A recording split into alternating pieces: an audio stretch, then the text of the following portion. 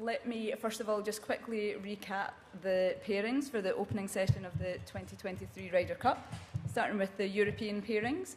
Match 1 will be John Ram and Tyrrell Hatton versus Scotty Scheffler and Sam Burns. In match 2, Victor Hovland and Ludwig Ober versus Max Homa and Brian Harman. In match 3, Shane Lowry and Sepp Straka versus Ricky Fowler and Colin Morikawa. And in match 4, Rory McIlroy and Tommy Fleetwood versus Xander Schauffele and Patrick Cantley.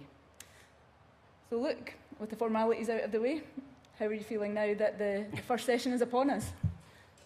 Well, the speech went well, so that was good. The Italians seemed to come off quite well and appreciative by the crowd. So, yeah, I'm happy to know that Friday morning is almost upon us. It's, as I said, it's been a long build-up, 14 months for me, and we're finally here. So excited about my pairings and ready to get to see some fantastic golf. Thank you, Luke. We'll go to questions to Phil Casey over on the right. Hi, Luke. You've obviously selected a couple of rookies in Ludwig and Sepp. Quite a lot of faith, some might say, in a foursomes, the difficult format. Can you just tell us what you've seen this week that made you go with these, well, all 4 pairings, really? Yeah, it's not just this week. It's just what I've seen over the last year, really. Well, maybe a little bit less with Ludwig, but I'm impressed with both of these players. They're very steady players. Obviously, Ludwig's driving. You know, he was, the few tournaments he played on the PGA Tour, was #1 driver in all of golf, ahead of Rory McIlroy, ahead of Scotty Scheffler in the rankings. So we know driving is important this week, and in foursomes, if you're in the short stuff, it's going to make life a lot easier. So Sepp, again, very consistent ball striker, very steady. He doesn't do a lot wrong. Again, he feels like his game is in great shape, not only this week, but leading up to these matches. Okay, over to the far left, Luke, with Ryan, number 2. First of all, how close to these opening pairings were you thinking last week? Was this what you had in mind? And were there any surprises from the American team in terms of what Zach's announced this afternoon? Yeah, this was very similar. This was very close to my plan. I'm not quite sure. I mean, the last few weeks there's been many iterations of lots of pairings and discussions and stuff. But I think, yeah, probably last week this would have been what I had in mind. And I've seen great play from these guys and from the other 4 and the whole 12 over these last few days. Nothing that would have changed my plans, to be honest. Again, we had a pretty good plan in place. It was always going to be a plan that could change, but I didn't really need to because the guys are playing fantastic golf. The US, again, I haven't really given their pairings much thought, to be honest. Nothing really surprises me. They're 12 very strong players. We know our work is cut out. They're going to be very strong, as they always are. As I said, we're coming off a very difficult and difficult defeat 2 years ago, and you know, the US are definitely confident, and we're going to have to play some good golf. But I'm excited to see it get started. Okay, over to the right with Andy. Hi, Luke. Sorry to hit you with this on the eve of the tournament, but following exhaustive investigations, it's come to our attention you've got an American wife. And the phrase "sleeping with the enemy" comes to mind. So I just wonder, how tricky is it going to be this week for you? And I wonder, do you talk in your sleep? Not tricky at all. My wife, parents were born in Greece. She has a lot of strong European roots, and my #1 fan. There's quite a few guys on our team that have US wives. It's really not a problem. They are 100% behind us. She wants Europe to win? Of course. One behind. Staying on that side with Ria. Luke, you've gone with Rahm and Hatton now first. We sort of hear quite a lot about fire and ice. You've gone with fire and fire. Could you explain the thinking a little bit about it and how that might be a response to the occasion? Well, they're both world-class players to start. Both fantastic ball strikers. They are very passionate. I think John feeds off a playing partner with similar kind of fire and passion.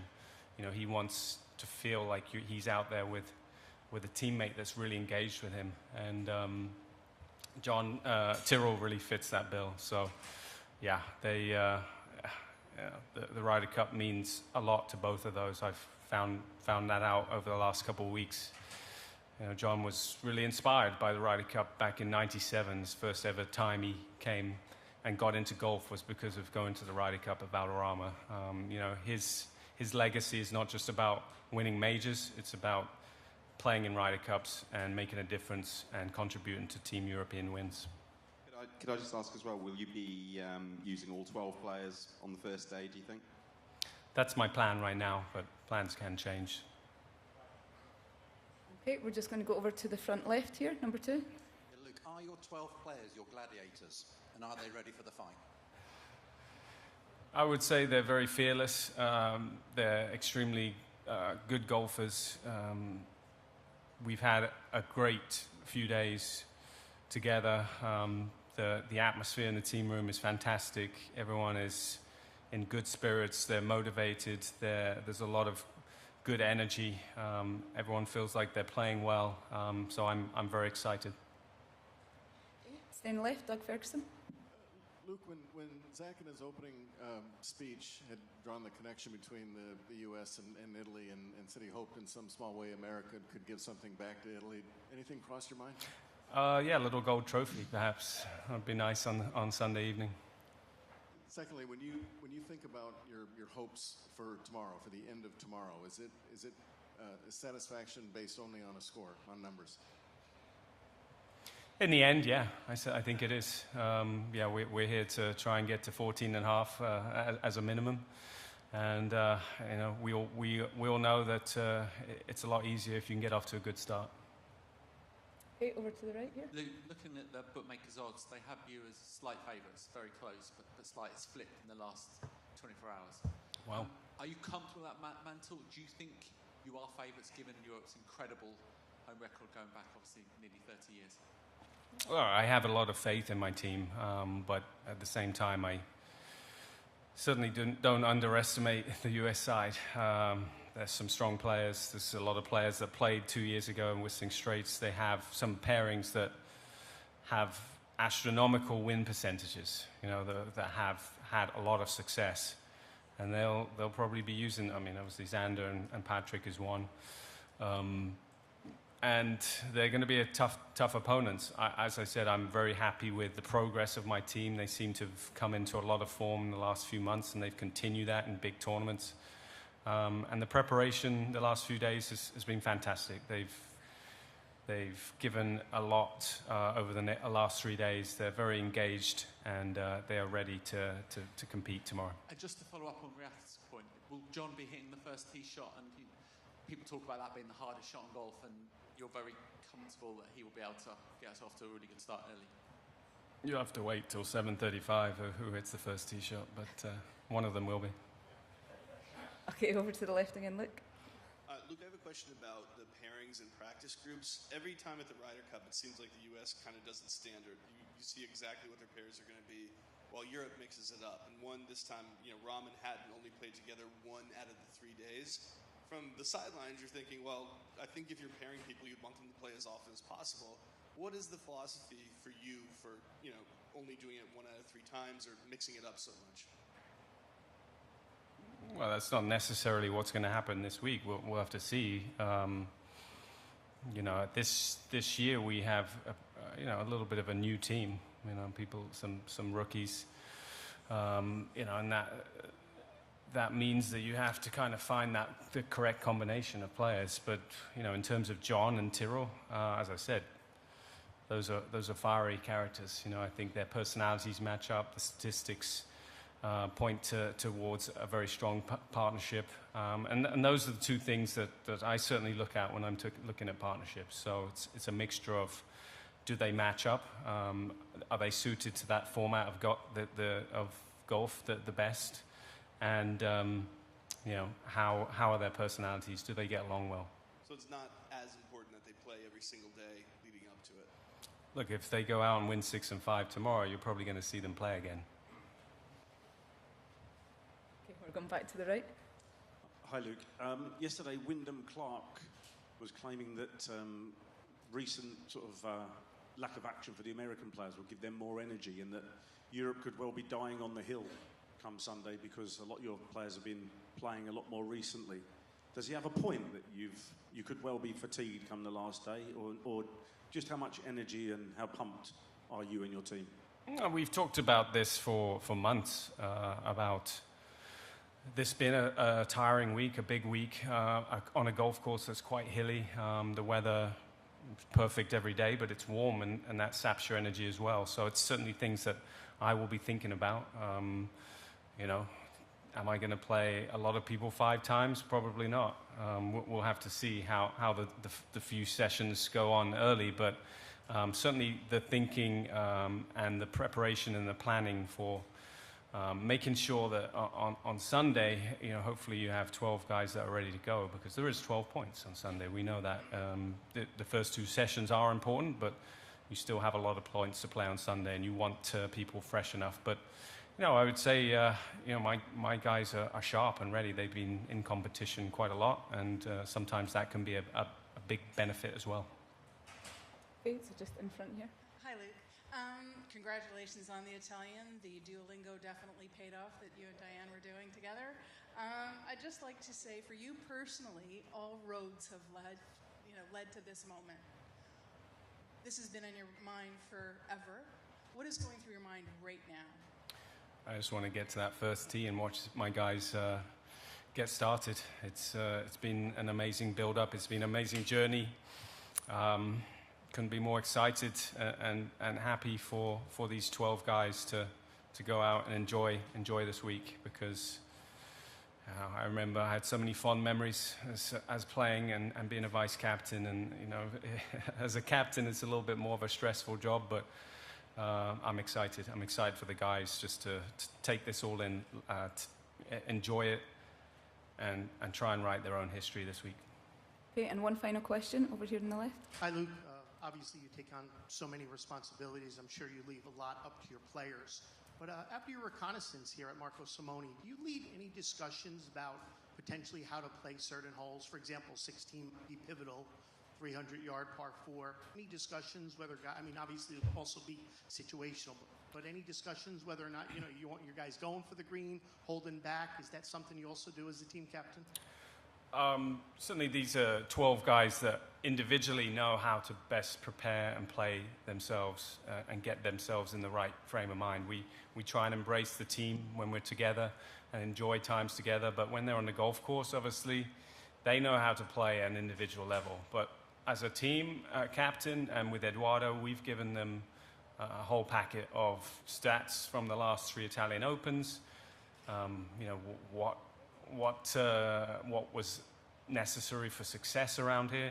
It's up to them how much they take that in. Some guys will like to look at that and use it. Some guys will like to rely on their own feel and their caddies and do it themselves. So it's really up to them. I'm not trying to change that, but the information is there for them. That being said, would you like to see some of your boys taking a shot at hitting the green there on 16? I don't think you'll see a single player laying up on 16 this week from both teams. Thanks. Okay, on that note, thank you, Luke.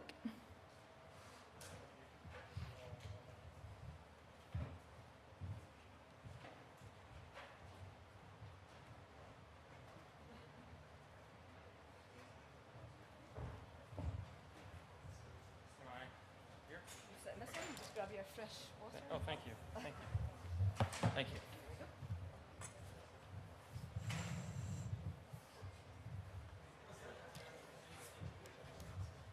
So, Zach, welcome back to the interview area here at Marco Simone. You've made your first pairing announcements this evening at the opening ceremony. Can you just sum up for us how you're feeling ahead of the opening foursomes matches? Yeah, feel great. Really at peace where things are. Extremely confident in our 12 guys. Excellent. So we'll go down front with Cameron first. Hey, Zach. Cam? A lot of guys would have thought that JT and Spieth would have been probably in either the first match, or if not in the first match, then the second match. They're not in any match. Just was sort of wondering how you're thinking about that. Well, the gist of it is we've got 12 guys. Unfortunately, I can't play all 12 each session, and so at some point somebody's got to sit. It's a golf course that demands a lot out of you physically, and so I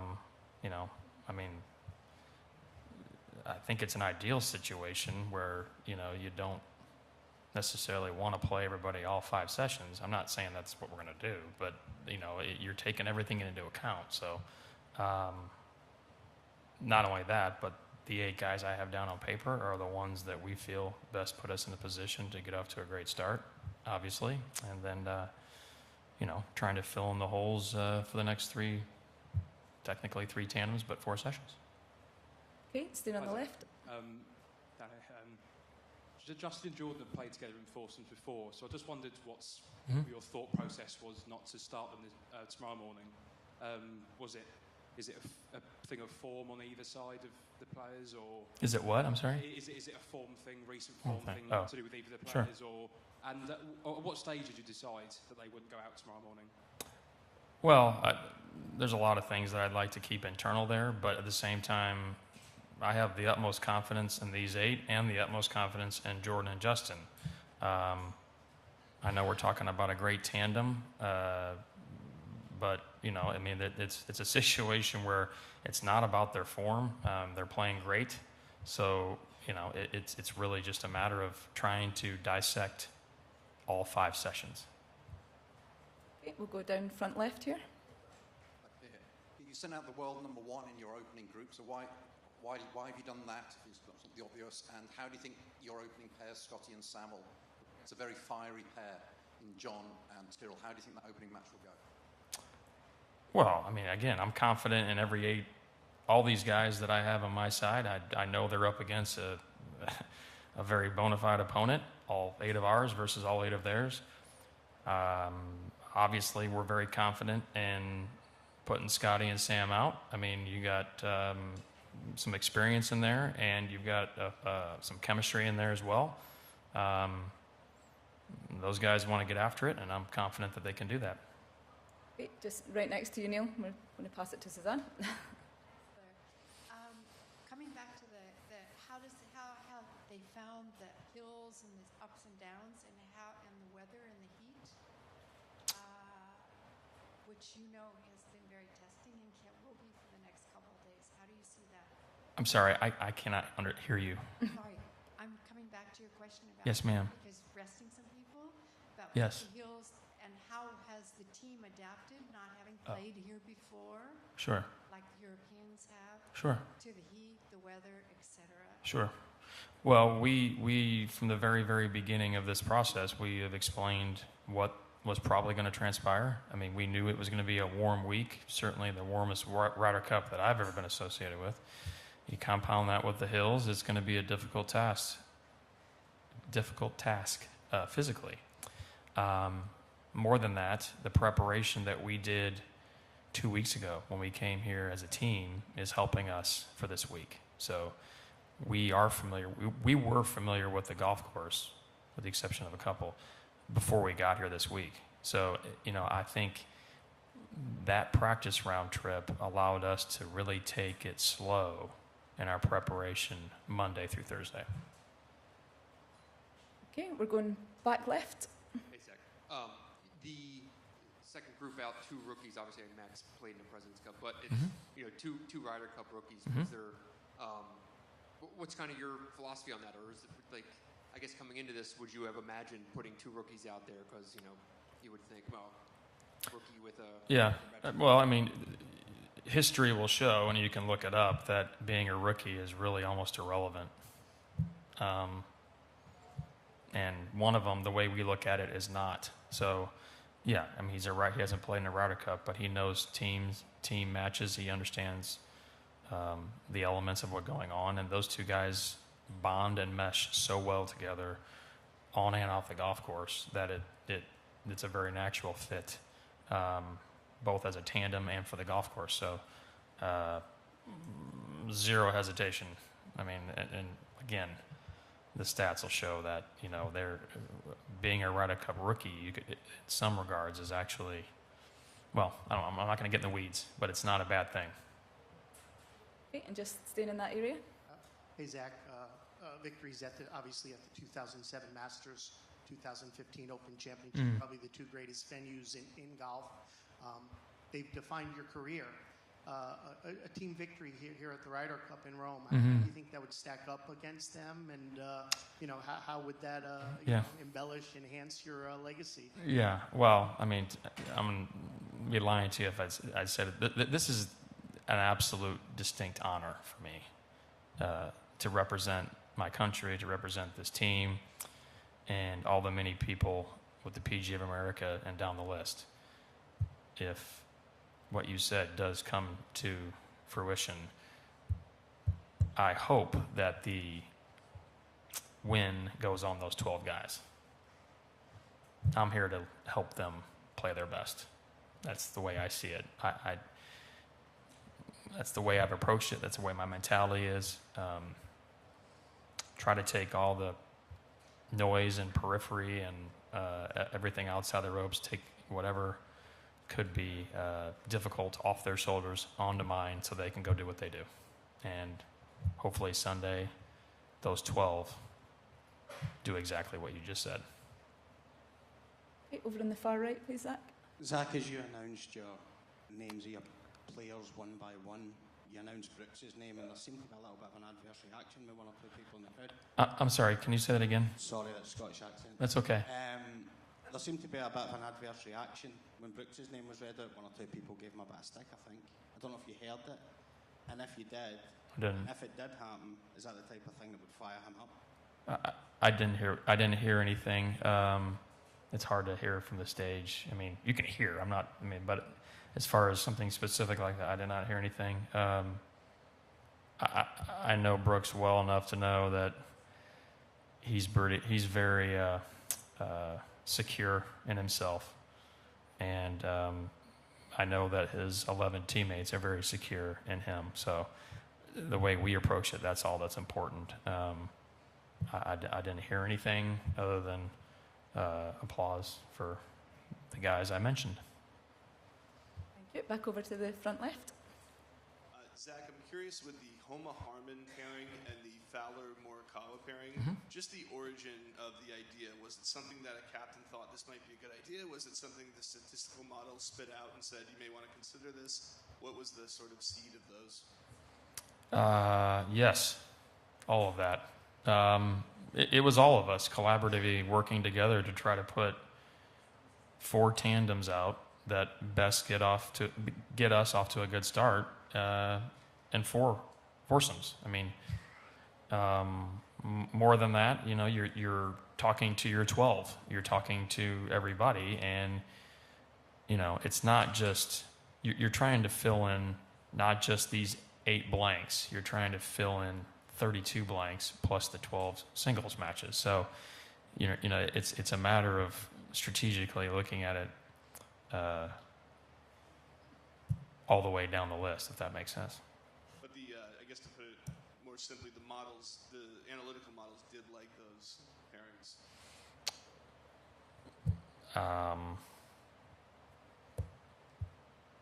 That's a part of the consideration. That's a part of why we do what we do. I don't think that's any secret. Yeah, we utilize and we try to leave no stone unturned when it comes to everything we do. There is a lot of collaboration. There's a lot of discussion. And yes, you're data crunching. You're dealing in the objective and you're dealing in the subjective, and you're trying to mold that into one. Right in back with Bob. Hey, Zach. Just curious, in the last couple of days leading up to this, was there any personal angst for you in either writing and or delivering the opening ceremony speech? And how does it maybe compare with any golf nervousness that you might have ever had? Yeah, I mean, obviously I am very, I'm human, number one, but number two, I I think I'm probably more comfortable inside the ropes at what I do more times than anything. I mean, it's my job. So, yeah, I mean, I say that. I mean, I still get nerves on the golf course. And yes, I had nerves going on the podium up there, but I'm very much at peace where things are. I was very prepared, just like I do. I'm very prepared. I try to be very prepared at everything I do. I don't know if you call that calculated, but the nerves are there, but the confidence is also there because I've put in the work, and we've done that together.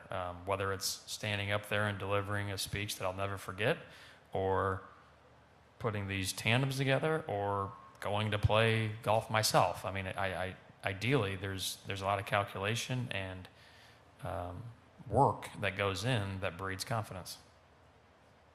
Staying on the left with Doug. Zach, 20 plus years playing this game. I mean, there's a lot of negativity, a lot of negative thoughts over shots over anything except for Webb Simpson, I think. But as a captain, in quiet moments, have you battled any type of such negative thoughts?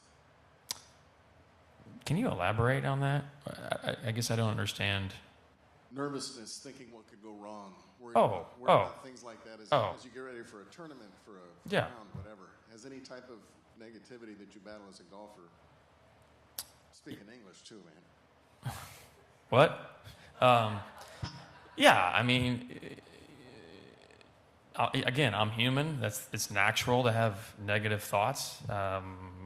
Certainly I've had them. At the same time, I think I've got the mentality of being able to understand those things in a pretty quick and efficient manner, and I can flip a negative thought, negative premise, notion into a positive pretty quick. I mean, a dumb example is, you play golf and, man, he shot 71, it could have been 68. Why wasn't it 68? Well, it's because of this. Well, now I know what I got to work on, right? And that's a positive. I've figured out what would allow me to shoot that number.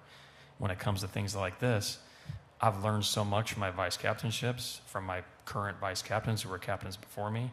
And I'm at peace with whatever comes my way. Again, I can't stress that enough. Like, I've learned a lot. I know I'm going to make mistakes, but when it comes down to it, just like the previous question, everything is very thorough. We know it's not a perfect science.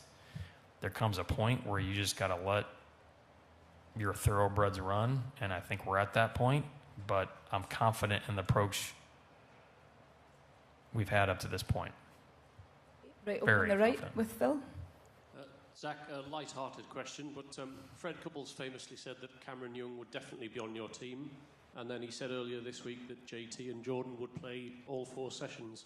Are you just using him to spread disinformation? Well, I mean, maybe you shouldn't believe everything Fred says. Okay, back over on the left here. Zach, just on the idea of navigating the analytical models, when you come to a situation where the 21st group put out some of their data today, and it said that JT and Thomas wouldn't rank in the top 100 most optimal partnerships. In terms of navigating the objective and subjective, would that be a non-negotiable for you, or how much of a factor would it be? I'm sorry. Can you slow that one down and ask me? I'm sorry. I'm not trying to be rude. The 21st group put out. The 21st group. Put out some of their data today in relation. 21st group. Yeah. It's a statistical. It's a data analytical company. They used to do the data for the Team Europe previously. I am so confused right now. The 21st group. What does that mean? It's just a data analytical company, and one of the. Oh, it's an entity. Yeah. Yes. Oh, I'm so sorry.